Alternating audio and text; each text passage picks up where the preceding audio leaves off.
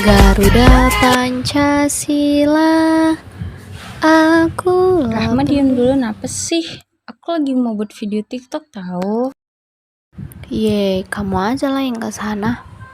Aku lagi hafal lagu Garuda Pancasila buat presentasi besok. Rahma, lagu Garuda Pancasila aja nggak hafal, apalagi makna dari Pancasila itu sendiri. Ya harus tahulah, Pancasila itu ideologi bangsa Indonesia. Pancasila sebagai ideologi negara artinya seluruh warga negara Indonesia menjadikan Pancasila sebagai dasar sistem kenegaraan. Nilai-nilai yang ada pada setiap butir Pancasila harus dijadikan sebagai pedoman dasar dalam melangsungkan kehidupan bernegara. Selain itu, Pancasila sebagai ideologi negara juga bermakna menjadikan Pancasila sebagai cita-cita atau visi. Hal ini tentunya berlaku untuk pemerintah dan seluruh warga negara. Pentingnya Pancasila sebagai ideologi negara adalah untuk memperlihatkan peran ideologi sebagai penuntun moral dalam kehidupan berbangsa dan bernegara, sehingga ancaman-ancaman yang datang untuk negeri ini dapat dicegah dengan cepat. Sebab Pancasila merupakan ideologi yang terbuka bagi seluruh perkembangan zaman, sehingga apapun yang terjadi dalam perkembangan zaman harus disesuaikan dengan kaedah-kaedah yang berlaku atas dasar Pancasila. Bener tuh, makanya kita tuh harus tahu apa itu Pancasila dan bagaimana proses terbentuknya Pancasila itu, supaya kita tidak menjadi warga negara yang buta akan negaranya sendiri. Emang kamu tahu? Sok banget bilang kayak gitu.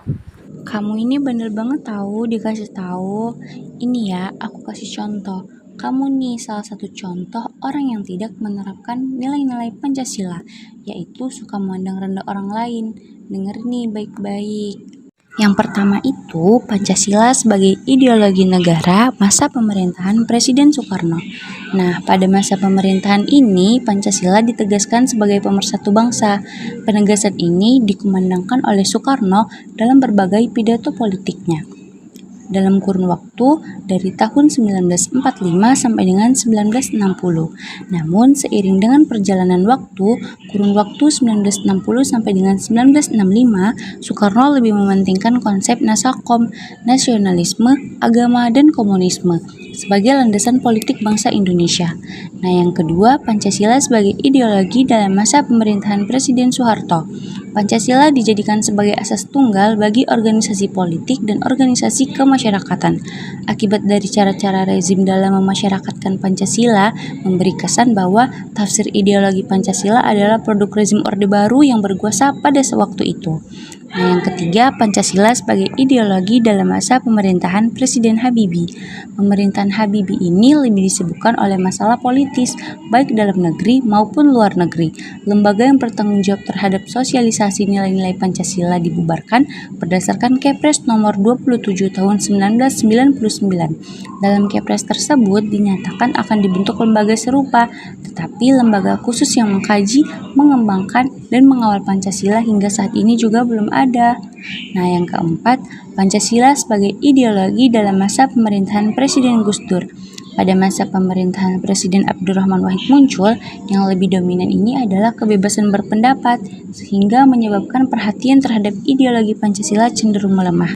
Nah, selanjutnya, Pancasila sebagai ideologi dalam masa pemerintahan Presiden Megawati.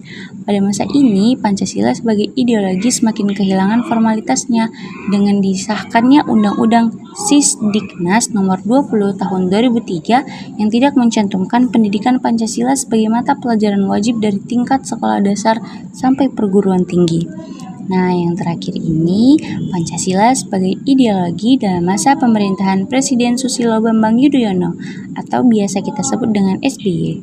Nah, pemerintahan SBY dapat dikatakan juga tidak terlalu memperhatikan pentingnya Pancasila sebagai ideologi negara. Hal ini dapat dilihat dari belum adanya upaya untuk membentuk suatu lembaga yang berwenang untuk menjaga dan mengawal Pancasila sebagai dasar negara dan ideologi negara.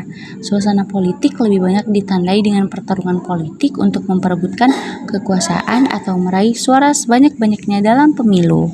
Pancasila sebagai dasar negara berperan juga sebagai pedoman bagi bangsa Indonesia yang menuntun kita dalam bersikap agar terjadinya negara yang aman, damai, dan tentram. Lalu penerapan Pancasila sebagai ideologi negara dapat kita lakukan seperti yang pertama, sila ketuhanan yang Maha Esa. Nah, sila yang pertama ini diwujudkan dalam bentuk semangat toleransi antar umat beragama supaya tercipta masyarakat yang rukun dan damai tanpa membeda-bedakan agama. Contohnya seperti saling menghormati walaupun berbeda agama. Sila kedua yaitu sila kemanusiaan yang adil dan beradab, diwujudkan penghargaan terhadap pelaksanaan hak asasi manusia atau HAM di Indonesia yang adil dan beradab tanpa saling membeda-bedakan kemampuan seseorang. Contohnya seperti menerima pendapat orang lain. Kemudian sila yang ketiga yaitu persatuan Indonesia. Nah, sila ketiga ini diwujudkan dalam mendahulukan kepentingan bangsa dan negara daripada kepentingan kelompok atau golongan termasuk partai. Contohnya seperti mengikuti kerja bakti di kampung atau mengikuti kegiatan Karang Taruna di kampung. Nah, yang keempat, sila kerakyatan yang dipimpin oleh hikmat kebijaksanaan dalam permusyawaratan perwakilan. Sila keempat ini diwujudkan dalam mendahulukan pengambilan keputusan berdasarkan musyawarah daripada voting. Contohnya apa? Contohnya seperti mengikuti musyawarah pemilihan ketua kelas di sekolah.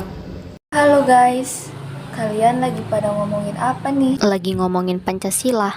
Oh, itu materi yang tadi kita pelajari kan, Man? Ada, pantes aja lah.